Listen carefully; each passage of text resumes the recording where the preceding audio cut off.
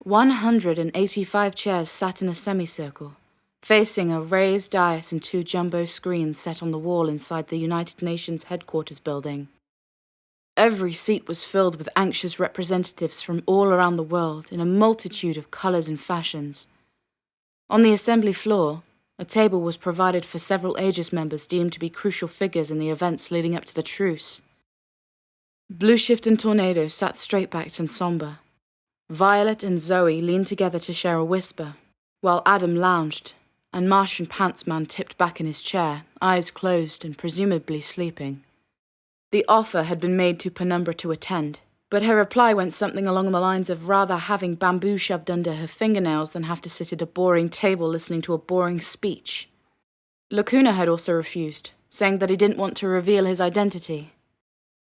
The serving president of this special assembly brought the room to a whisper with a flash of his gavel.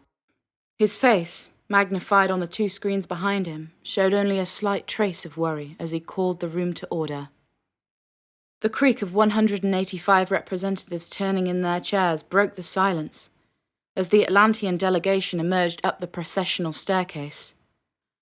An honor guard surrounded a gauze-enclosed shelter, where only the hint of an outline made out the royal presence of the Empress of Atlantis.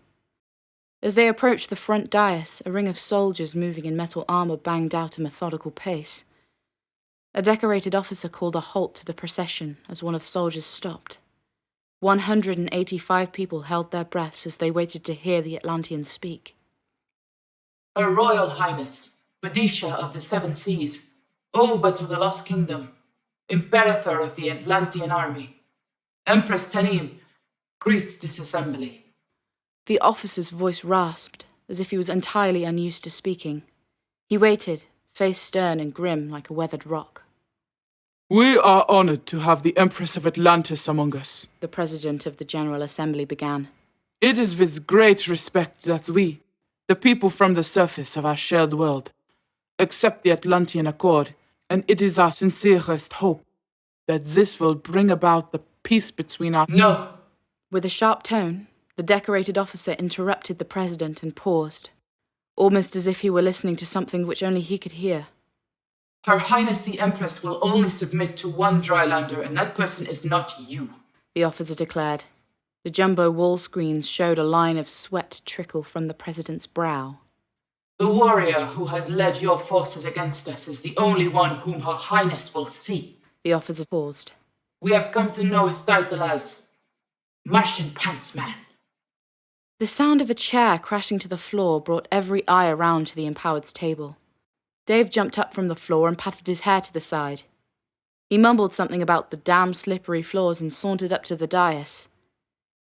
After a brief consultation between the members, it was decided that Martian Pantsman could act as representative for the purposes of today's agenda only. The leader of Aegis approached the Atlantean delegation and paused as the officer directed several soldiers to check that he was properly unarmed. A moment of chaos ensued when the Atlantean tried to pry a suspected weapon from the empowered leader's pockets, only to realize that it was a bottle of champagne and 2 long-stemmed glasses, quickly followed by a bouquet of roses. Apologies were made and the ceremony was set back on track. Dave leaned towards the decorated officer and whispered something. The warrior Martian Pantsman has requested he be referred to by the name Forethought, the officer declared. Dave winked at his empowered teammates, checked his breath, and slipped beneath the gauze. His shadowy form stood at awkward attention across from the Empress's silhouette. The Atlantean officer dictated the ceremony. Her Highness the Empress will present the obsidian dagger Kertok, the Atlantean symbol of peace.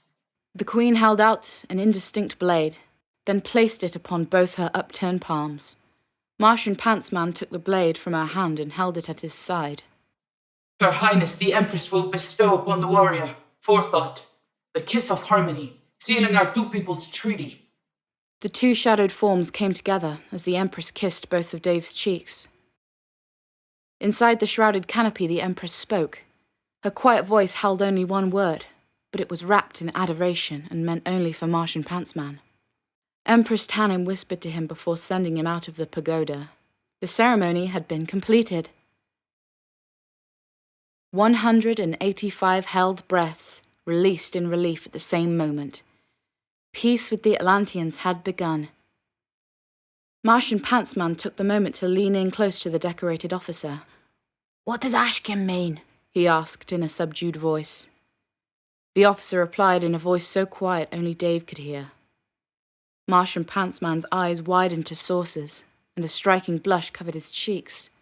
He grinned all the way back to the Aegis's table.